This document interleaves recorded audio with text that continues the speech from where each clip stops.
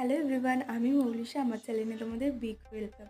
তো আগের ভিডিওতে তোমাদের বলেছিলাম আমি যাবো এক জায়গায়, তার জন্য ব্যাগ গুছিয়ে রেখেছিলাম, যাচ্ছিলাম দিদির বাড়িতে। তো এখানে আমি রেডি হয়ে একদম বেরিয়ে পড়েছি।